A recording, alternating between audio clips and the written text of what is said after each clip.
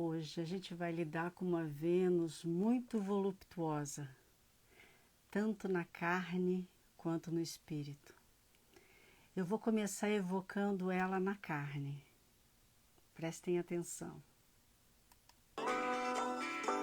Meu bem, você me dá água na boca,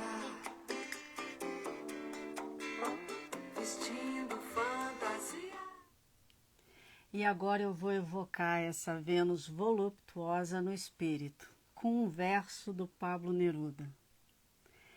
Quero fazer contigo o que a primavera faz com as cerejeiras. Hoje a gente vai trabalhar com uma Vênus muito voluptuosa na carne e no espírito. Então se preparem, porque a gente está quase entrando na primavera às 22 horas e a gente vai estar com o espírito e com a carne bem alinhados para que a gente possa usufruir a energia do renascimento que acontece na primavera. Essa entrada bem teatral e bem voluptuosa é para a gente trabalhar com a Vênus em Touro, porque não existe signo que mais goste de aparecer no palco como artista, porque ela é uma Vênus um pouco tímida, mas que mais goste de aparecer no palco com dança, com seu charme, com a sua sensualidade, do que uma Vênus em Touro.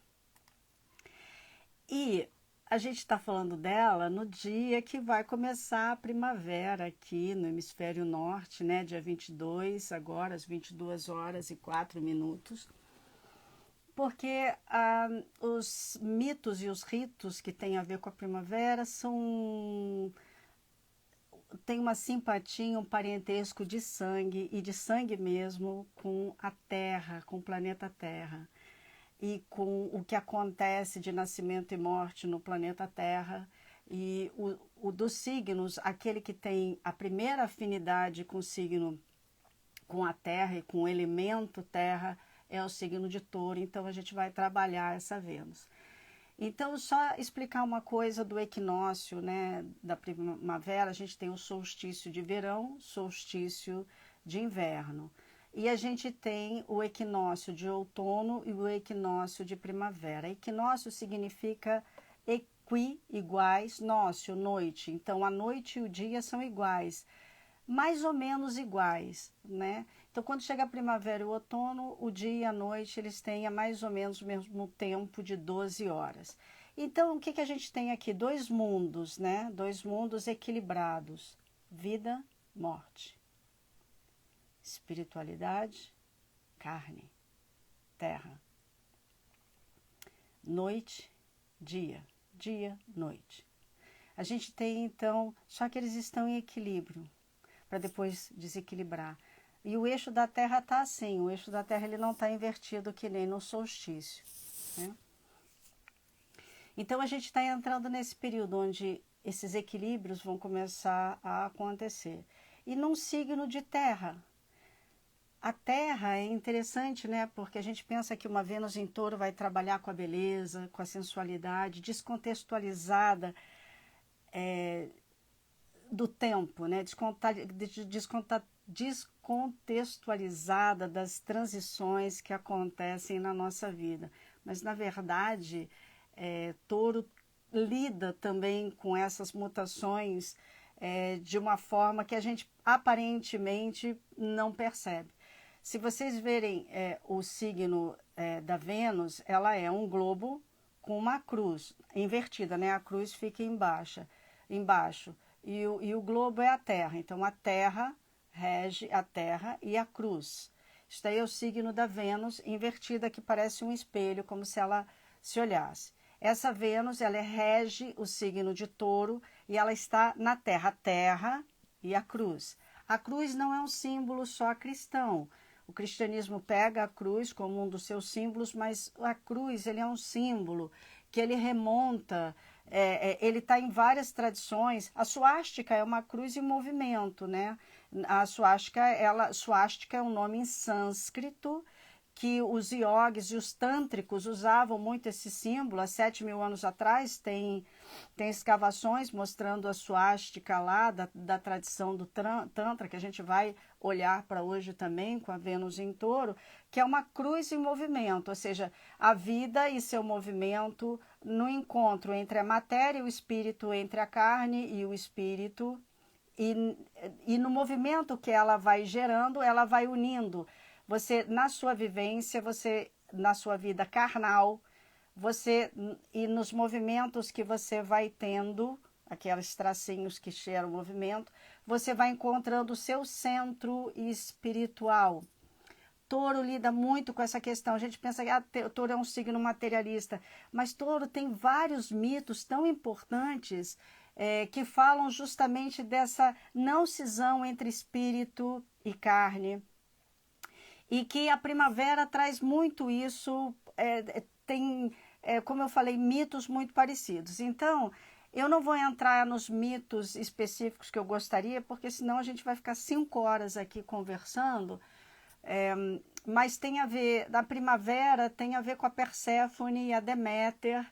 Perséfone tem uma filha, as duas vivem num mundo paradisíaco, e um dia a Perséfone tem 13 aninhos de idade e ela está passeando e ela dá uma cheirada numa florzinha, Hades fica enlouquecido com ela, rapta ela e eles vão lá para o mundo subterrâneo, né? Vão para a noite. A Deméter, ela fica muito deprimida e então vem o outono e vem o inverno. Zeus, com medo do que iria acontecer, fala com Hades, devolve a Perséfone para a mãe dela. Ele fala, não tem problema, pode ir, não estou trancando ela aqui. E oferece para ela um romã e ela come o romã, e quando você come algo no inferno, você fica presa nele. Então ela pode voltar no verão, na primavera ela está voltando, no verão ela está voltando para ficar com a mãe, e então ela volta para o mundo dos mortos para ficar com Hades no outono e no inverno. Alguns mitos falam que ela fica 3 meses com Hades só no período do inverno, outros mitos falam que ela fica o outono e o inverno. Então ela fica 3 meses e 9 meses, né, 3 meses num lugar e 9 meses de gestação lá com a mãe, ou fica de 6 em 6 meses. Essa mesma temática está em Adonis. Adonis, ele é desejado pela Perséfone, essa Perséfone mesmo, que está lá no mundo de Hades, e ele é desejado pela Afrodite, ele é um jovem belo, e então Marte fica com muitos ciúmes dessa paixão que Afrodite e Vênus tem pelo Adonis, pela beleza, por Touro, né? Eu estou chamando de Touro porque todas as pessoas que têm Vênus em Touro são belíssimas, né? Gostou da entrada, Fotira? Não foi super? Eu tenho que encarnar a Vênus, todas as Vênus, né? Enfim, então o Marte fica muito enciumado e manda matar. Manda matar não, manda um javali, manda matar, pega um javali e mata o Adonis. A Afrodite fica em chamas, né? Fica muito triste. E aí então ele vai ficar lá com Perséfone 6 meses, e aí a Afrodite consegue fazer um ritual e ele renasce como uma constelação, e aí ele fica 6 meses também com Afrodite, 6 meses com Perséfone, noite e dia, carne, espírito, vida e morte. E se você parar para pensar, a terra, olha esse elemento, a terra, né, a terra é de onde nasce a vida, né? Quando a semente ela rompe a superfície da terra. A primavera é quando a gente ganha uma força. Quero fazer contigo o que a primavera faz com as cerejeiras, que é esse verso tão espiritualizado, espiritual e sensorial, tão primavera, tão Vênus em Touro, né? Que tem uma força tão grande de nascimento que nem na primavera. E ao mesmo tempo, quando a gente morre, a gente é enterrado. A gente vai para debaixo da terra. Então, esses ciclos se passam em Touro, se passam em todos os signos de terra, mas principalmente em Touro, que é o primeiro signo, que é de terra. Isso daí também está cantado, todo esse mito, em pequenas partículas, está na sagração da primavera do Stravinsky e do Nijinsky, que eles romperam com o paradigma no início do século XX, aí a modernidade da música ela entra, o Stravinsky era jovem, tinha 20 anos, o Nijinsky tinha uns 60 anos, e eles fazem uma revolução no Campos Elíseos, no Champs-Élysées, lá em Paris, Champs-Élysées, Campos Elíseos. Olha o nome, o Campos Elíseos, onde os heróis vão descansar depois de estarem mortos, e tem uma estreia. Campos Elíseos, morte e estreia. Em Paris, Belle Époque, nova, nascendo uma coisa supernova. Arte, dança, música, Vênus em Touro pra caramba essa situação. E aí lá quando você vai ver a sagração toda da primavera, todo o conto, tá ali no primeiro ato, é um rito pagão, os jovens dançando, então raptam uma menina, Perséfone sendo raptada. Não que ali está falando que a Perséfone é raptada, mas você vê aquele mito ali surgindo. Aí depois duas tribos começam a lutar uma com a outra, noite e dia, vida e morte, espírito e carne, Perséfone e Afrodite com Adonis. E aí então chega um sábio, os ancestrais chegam e eles fazem uma procissão e o sábio beija a terra para a natureza nascer. E aí eles têm que, aí começa uma coisa mais sombria, que começa a morte. Então eles têm que escolher uma jovem que vai ser sacrificada para os anciãos. Então, ou seja, é uma jovem que está se transformando em mulher, uma Vênus em touro, uma mulher que está se tocando da sua sensualidade, da sua sexualidade, um homem que está se tocando, tá fazendo uma transição para a sua sexualidade. Tá tomando posse do seu próprio corpo. E então, hoje eu estou muito histriônica, né, gente? Reparou que a minha Vênus, eu não tenho Vênus em Touro, não, mas ela desceu que ela desceu, que é uma beleza. E aí então selecionam numa dança muito potente, e Nijinsky, ele quebrou tudo quando ele fez essa coreografia, porque as pessoas queriam uma coisa fluida, espiritual, idílica, e ele bota uma coisa terra, chão, e com aquelas músicas de Stravinsky que elevam o espírito. Então essa questão de novo, dessas duas esferas misturadas, não existe o dualismo, elas estão ali. Né? É uma coisa spinoziana no sentido de que Deus de Spinoza é a própria natureza, então Deus e a natureza são substâncias, são a mesma substância de diferentes modos. E aí ela vai ser sacrificada, e ela dança até morrer na frente dos velhos. E aí, então, quer dizer, os ancestrais, lembra que ontem eu falei que quando a gente é jovem, que a gente vai na adolescência, para os ancestrais, de novo, esse mesmo tema, entrando na sagração da primavera, que a gente consegue amadurecer e passar por uma nova fase quando a gente está perto dos ancestrais, eles nos ajudam nessa passagem, nessas trocas de tempo e nessas mudanças todas. E então ela dança até morrer, então ela até, porque, e é engraçado porque os ancestrais lá na frente também está falando, um dia ela vai ser um ancestral, esse também é o futuro, ao mesmo tempo aquilo que acontece no passado como modelo está acontecendo no futuro, e ao mesmo tempo uma troca, enfim. Todas essas questões têm a ver com o touro, tem a ver com a primavera, que é hoje, tem a ver com uma Vênus em primavera. Olha, uma Vênus em primavera, com uma Vênus em touro. Questão da dança, a questão da arte, a questão da morte. Eu não sei se vocês sabem, mas para medicina, para astrologia védica, né, para uma Vênus em touro é uma posição muito espiritualizada da Vênus, né? Então, não tem a mesma interpretação que a gente aqui no Ocidente, que dá uma conotação totalmente material.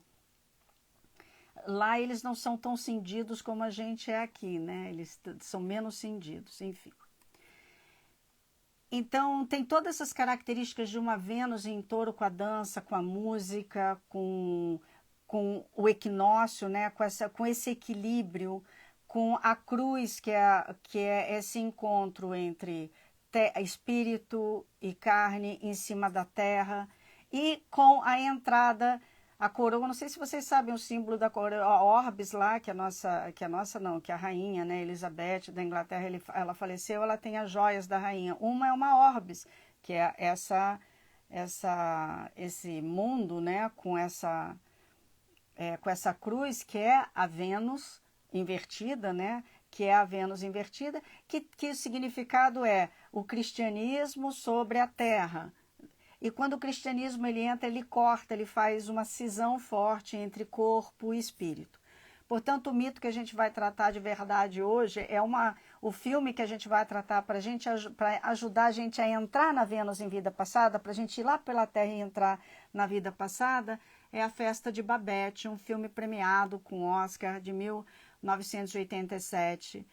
Ela é uma francesa, a gente começa em Champs-Élysées e vai lá para França de novo, que ela no século XVIII, eu acho, século XIX, e ela chega numa cidadezinha muito pequenininha da Dinamarca e pede abrigo para um pastor que tem 2 filhas.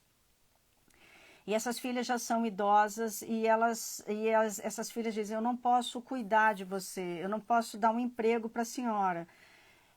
Embora você tenha trazido uma carta de um amigo nosso, a gente não vai poder ajudá-la. Ela fala, não tem problema, eu quero ficar aqui com vocês mesmo, mesmo que vocês não me paguem, só me deixem cozinhar e ter moradia. Então aí a gente já começa uma questão taurínica aí, né? O taurino de gostar de cozinhar, porque ela que se oferece para cozinhar, um serviço social que essas irmãs fazem de recebê-la em casa e de fazerem uma troca a partir dos talentos que elas teriam. Ela vende o talento pela moradia. Então já tem uma questão da Vênus em Touro, que ela é uma pessoa talentosa, artística, e que ela lida com trocas, com dinheiro, com valores monetários. Nesse caso é um trabalho pela moradia. Essas 2 irmãs envelhecidas, morando ainda com o pai morando com o pai delas, que é o pastor da cidade, e elas fazem um serviço social, que é fazer uma sopinha com um pedacinho de peixe e pão, completamente sem sabor, uma comida extremamente austera, como elas mesmas eram austeras, e como elas mesmas, e como a própria vila era muito austera. E elas, quando elas recebem, então, a Babette fala, eu quero ajudar vocês também nisso, só que eu vou botar alguns temperinhos. Então, mesmo naquela dureza financeira que elas tinham, a Babette, como era uma grande cozinheira, ela faz umas comidas tão maravilhosas que quando o povoado começa a comer, a comida dela vai evocando lembranças nas pessoas. E aí a gente tem uma outra característica de Touro e outra característica de Vênus em Touro. As nossas memórias são evocadas também pelo cheiro, pelo tato, por um som, por algo. Então é interessante porque algo tão sentimental, tão profundo, que fala da nossa vida, dos nossos ancestrais, né? Os ancestrais, a moça dançando com os ancestrais na frente dela até a morte, que fala todo o caminho dela, toda a vida dela vai chegar aos ancestrais, é também essa questão da memória que pode ressuscitar na gente, né? Que pode ativar na gente aquelas memórias de um período muito agradável da nossa vida ou não. E no momento que o filme começa a tocar isso, tocar nessa cena dos sabores e do gosto, que vai ativando a memória de todo mundo, ele anda 50 anos para trás, quase 50 anos para trás, quando essas 2 irmãs eram jovens, e elas se apaixonam por 2 pessoas. 2 pessoas que também não são austeras como elas, e que têm, um deles está completamente longe da simplicidade, é um grande cantor, eu acho que ele era cantor de ópera, eu não me lembro, ele era um grande artista, mas vivendo num glamour tão grande que ele perdeu a conexão com a simplicidade. Touro, a simplicidade, e ao mesmo tempo ele é artista, então tem essas 2 características. Aí ele vai para a cidadezinha e se apaixona por uma delas, eu não me lembro qual, e ele começa a perceber que ele precisava daquela simplicidade. E ele quer roubar no sentido de pegar ela para levar ela para aquele outro mundo. Mas ela não quer ir para um outro mundo assim. Ela também tem a questão da austeridade. Aí dá uma confusão, eles não ficam juntos. E a outra irmã também se apaixona um rapaz que também não dá certo e que também tem esse rapaz também se cura na presença dela e ela também tem um convite com ele para ter um equilíbrio entre a austeridade e o prazer e outras facetas da vida. Mas acaba que a relação não dá certo e elas decidem ficar com o pai, tendo uma vida naquele povoado de serviço, uma coisa muito taurina. O taurino é uma pessoa que gosta de muito servir as outras pessoas. Às vezes ele é um pouco pão duro, né? E às vezes ele é generoso demais. Mas ele sabe, ele tem uma noção boa de medir essas questões. Então, o que acontece? Nesse ínterim, o pastor ele falece e aí já estava tendo já um problema no povoado, eles começam a ter problemas um com o outro. Aquele centro organizador que é o pastor, quando ele falece, as pessoas, na verdade, o que acontece é que as pessoas se tocam, que por conta de tanta austeridade, uma comida sem sabor, muita reza, muita autonegação, eles também perderam contato com aquilo que brilhava os olhos deles. Eles perderam contato com o elan da própria vida. Então, quando aquele centro organizador, que é o pastor, ele falece, começa a ter rusgas no povoado. Então, por acaso, a Babette ganha uma fortuna, questões de touro, ela ganha um dinheiro, e ela decide dar uma festa para todo o povoado, como uma forma de gratidão por eles terem recebido ela sem fazer nenhuma pergunta, de uma forma tão generosa. E ela quer dar algo para eles. E aí ela faz um banquete, o banquete, né, de Babette, né? Faz a festa de Babette. E aí a gente descobre que a Babette, eu vou fazer um spoiler aqui, ela é, na verdade, uma cozinheira, ela era uma cozinheira do rei da França, e então ela servia todos os nobres e ela estava servindo da mesma forma, com o mesmo cuidado, com a mesma devoção aquelas pessoas mais simples. E ao fazer isso, ela estava estimulando de novo, fazendo com que essas pessoas elas acessassem de novo aquilo que dava sentido para a vida delas. Porque, como Joseph Campbell falava, a gente não busca um sentido de vida, a gente busca experiências de estar vivo. E uma experiência de estar vivo é quando a gente não desconecta espírito da carne. Isso daí é uma experiência muito Vênus em Touro. Então, esse filme também está tratando dessa questão da vocação. A casa 2 no mapa, quando você tem um trânsito de casa 2, principalmente Saturno na casa 2, você vai ter que trabalhar com alguma coisa que você já faz muito bem e você não sabe que isso pode te gerar riqueza.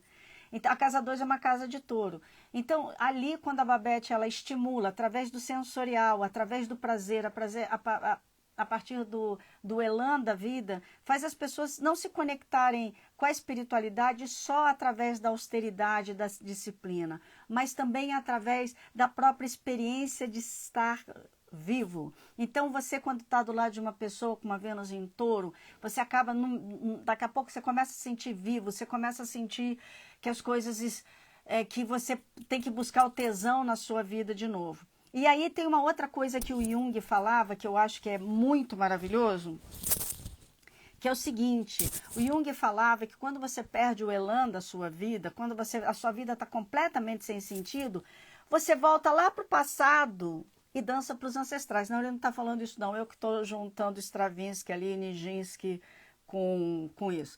Ele falava o seguinte: você volta lá para trás e vê aquilo que ainda faz os teus olhos brilharem. Essa frase é da Malvina Dornelles, uma professora maravilhosa da URGS, lá na Faculdade de Educação. Ela falava, se você não sabe a sua vocação, busque algo que faça teus olhos brilharem. Então, veja, é algo sensorial, mas que está tocando fundo no seu coração. A cruz, um encontro entre a espiritualidade e a carne, entre a vida e a morte, no sentido de que se você acessa o que você tem que fazer, ou não acessa, se você acessa, você consegue coordenar, você tem mais elan de vida do que você se sente mortificado. Então, quando você perde o tesão, o Jung falava, vai lá para trás na sua vida e lembra de uma coisa que você gostava muito de fazer.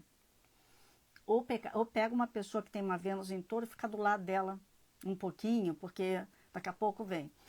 E aí você vai descobrir aquilo que ainda te dá tesão, que faz teus olhos brilharem, e de lá você recomeça toda a tua jornada. Não é voltar ao passado, mas é ver aonde é que tem uma fagulha de vida, onde é que é a primavera, onde é que ainda tem uma energia pulsante de primavera, e de lá você pega a energia de novo para seguir em frente, para ter essa experiência de vida. Portanto, em vida passada, esses são os mitos. Portanto, eu contei tudo da Babette? Contei praticamente tudo. Fiz um... Então vamos ver uma questão assim da Babette, né, e da Vênus em Touro, de vida passada. Possivelmente pessoas com Vênus em Touro gostam de cozinhar, ou foram boas cozinheiras, ou tiveram alguma ligação muito forte com a comida e com trabalhos e serviço, de ser generoso, de dar coisas para as pessoas, a partir, que nem a Babette fazia. Tem uma questão de generosidade aí muito próxima de pessoas em vida passada que podem ter nascido com essa Vênus. A outra coisa, deixa eu pegar aqui na minha lista para eu falar tudo, tá? A outra coisa também tem a ver com essa austeridade desse filme. Às vezes o taurino, ele é um pão duro, né? Com ele mesmo, até ele é generoso com os outros, mas com ele não compra uma blusa nova. Ele tem uma sensação, não é nem de escassez, ele acha que não precisa. Para que uma blusa nova? Essa daqui tá boa, tá tudo bem, vou ficar com isso daqui mesmo, entende? Então tem essa questão da escassez e tem a questão da abundância. Então, uma Vênus em Touro, ele pode ter vivido em vida passada numa situação de fome tão grande e de escassez tão grande, que ele nasce nessa vida com uma Vênus em Touro, valorizando os pormenores de tudo, valorizando como fazer de algo, de um pequeno recurso, algo positivo para muitas pessoas ou para si mesmo. Com certeza essas pessoas já tiveram uma vida com arte, porque uma Vênus em Touro é uma das Vênus mais artísticas que tem, principalmente com a dança, com a música, é bastante forte. Tem uma questão de uma experiência física de Deus, então aí a gente entra no Tantra Yoga. Ontem eu estava estudando, eu falei, nossa, isso daqui é shivaísta pra caramba, né? Aí eu peguei um texto desse livro aqui do Yoga, do Mircea Eliade. Isso daqui foi um livro muito importante na minha tese de doutorado, que eu trabalhei com Tantra Yoga, né? Eu estava estudando o corpo no Tantra Yoga e como é que eles viam o corpo no Tantra Yoga. Porque não é todo yoga que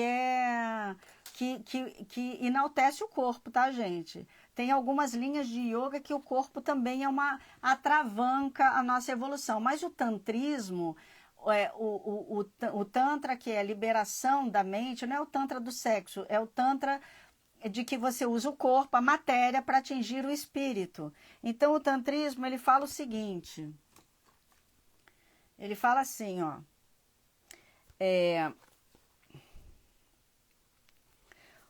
no tantrismo, o corpo humano adquire importância jamais alcançada na história espiritual da Índia.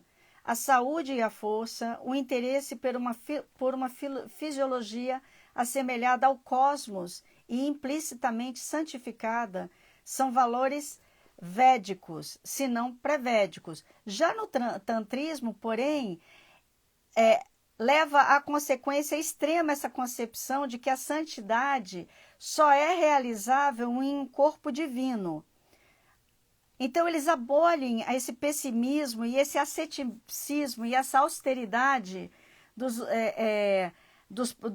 Upanishad, e aí o corpo não é mais uma fonte de sofrimento, mas um instrumento mais seguro e completo que o homem tem à disposição para conquistar a morte. No caso, conquistar a morte é não morrer mais, não desencarnar mais, ultrapassar esse ciclo de morte e nascimento. Então, o corpo no tantrismo, e eu falei muito, essa frase inclusive está na minha tese de doutorado, porque ela fundamenta tudo que eu quero falar sobre o corpo nessa concepção a gente tem várias concepções de corpo, né? E como é que a medicina, na minha tese, eu fazia, como eu fiz na saúde pública, né, lá na Fiocruz, eu falava justamente isso, quer dizer, a forma como a gente olha para o nosso corpo também vai implicar nas estratégias terapêuticas que você vai criar de acordo com aquela com a visão que você tem de corpo anatômica, fisiológica. Então, nessa visão de corpo,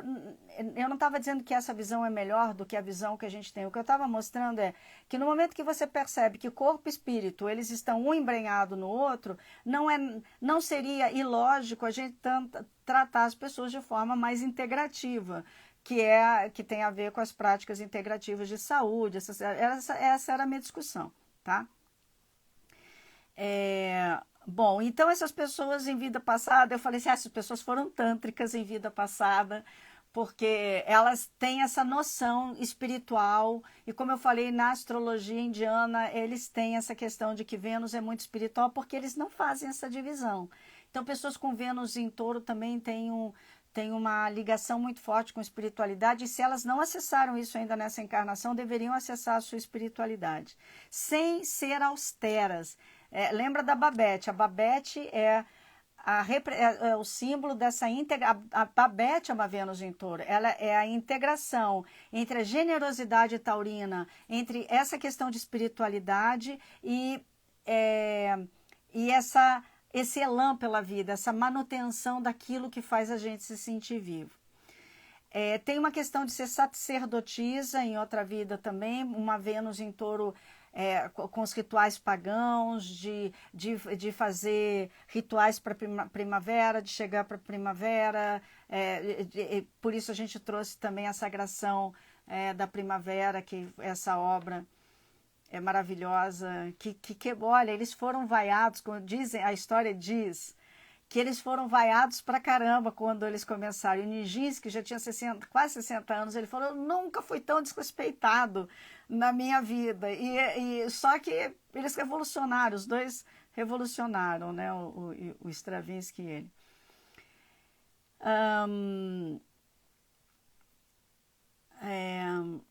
Outra coisa, isso é uma piada, vocês desculpem, mas eu vou fazer uma piada. Na outra vida também a Vênus em Touro, ela foi um carro que não tinha primeira marcha. Porque para dar um arranque, para arrancar, ela é um pouco difícil. Aí isso daí é em Touro em geral, mas uma Vênus em Touro para dar um arranque é difícil. Muitas vezes ele não dá o arranque justamente porque ou ele está austero demais, ou ele está sensorial demais, ele está luxurioso demais, então ele fica dividido, aí ele perde esse conflito, esse atrito entre espírito e matéria, e ele perde a chama da execução das coisas que ele tem que fazer. Outro filme que eu acho que tem um pouquinho a ver com isso é o Dançando no Escuro, do Lars von Trier, que eu não vou falar muito sobre ele, mas tem a ver... Ela, na verdade, é sonhadora no filme, né? Mas, assim, eu vejo ela como uma Vênus em Touro, uma pessoa que vivenciou o que ela vivenciou, que é uma pessoa muito artística, mas tendo que viver na escassez, na pobreza. Então, ela tem que sonhar com aquilo que ela gostaria de fazer, porque ela não está podendo, na realidade, manifestar aquilo. Então, ela fica cindida, né? Então, para mim, isso daí também é uma pessoa em vida passada que ela não pôde manifestar a arte dela e ela tinha que ter um trabalho muito pesado para fazer com que as coisas acontecessem. Ela ficou muito mais forçada a ficar no trabalho concreto do que ela usar a paixão dela, do que ela usar a imaginação dela, que uma Vênus em Touro precisa usar.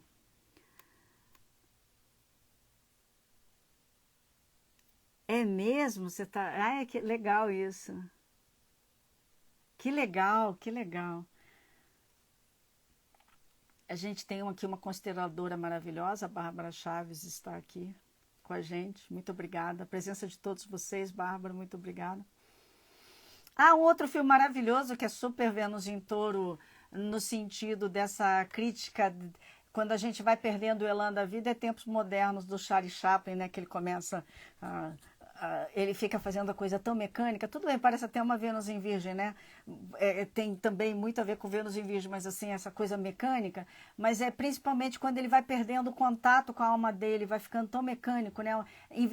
Na festa de Babette tem a austeridade religiosa, mas em tempos modernos essa austeridade de um mundo dessimbolizado, de um mundo industrializado, onde o paradigma desse mundo é a máquina, uma máquina sem espírito, sem alma,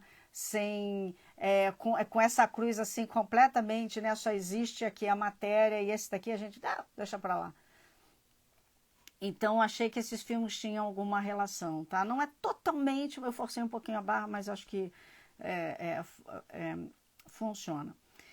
Os florais que tem muito a ver é o gentian. No floral de Bach tem o gentian, né? O gentian, ele é um floral que ele tem uma base muito grande, ele dá uma força, uma perseverança muito grande.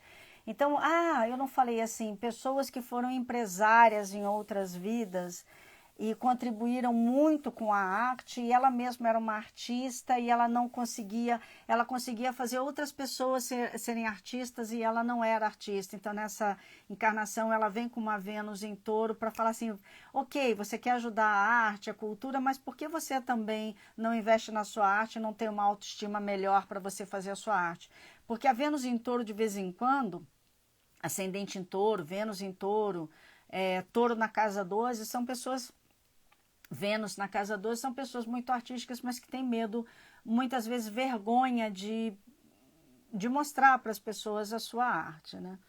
Então o gentian é um floral que tem uma base muito forte, que dá perseverança. Quando a gente perde esse elan de vida e não confia mais, que a gente está desconectado da espiritualidade, desconectado desse tesão, daquilo que faz os olhos brilharem, o gentian ele dá esse start, dá essa perseverança.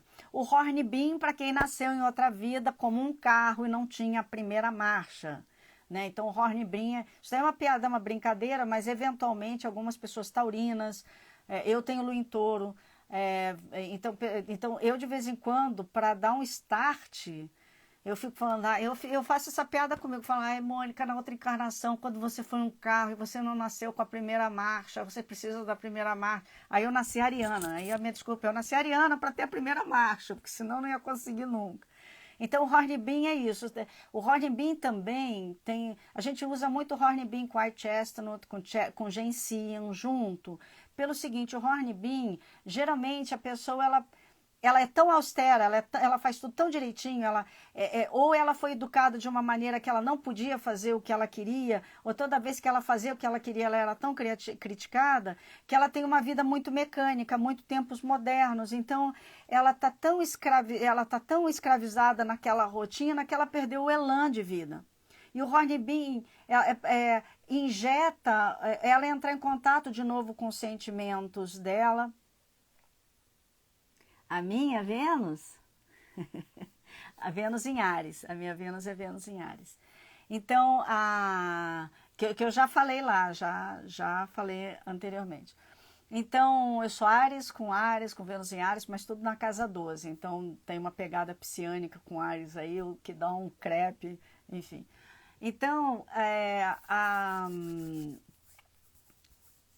o que eu estava falando? Me perdi aqui.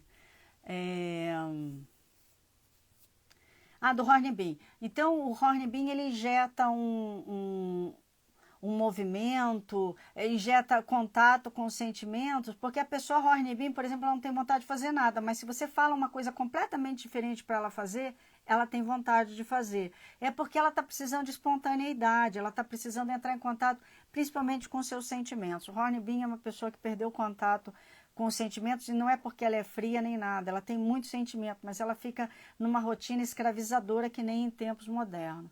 O cayenne é um floral californiano, que ele é uma pimenta, né? Pimenta cayenne. Então, ele dá essa marcha, tá? Que faz a coisa acontecer. Wild Rose, eu também acho que o Wild Rose é bom porque tem uma versão da Vênus em Touro que é uma versão de uma pessoa que, veja bem, Touro, terra, Então, quando você está com a Terra bem organizada no teu mapa e no teu ser, que é o primeiro chakra, que rege Terra, você tem uma relação melhor com o dinheiro, melhor com produção de dinheiro. Quando você está um pouco desorganizada, tanto é que no yoga a gente faz a postura, né? As posturas para organizar o primeiro chakra, para ver se a pessoa organiza a sua relação com o dinheiro. E quando fica terra demais, às vezes a pessoa ela fica sem a primeira marcha, ela fica sem sem dar um start. E numa relação amorosa, se a pessoa ela tem um trauma muito forte, se ela tem muito terra no mapa, que é o meu caso, por exemplo, meu mapa, embora tenha muito fogo, meu mapa tem muito mais terra do que fogo, né?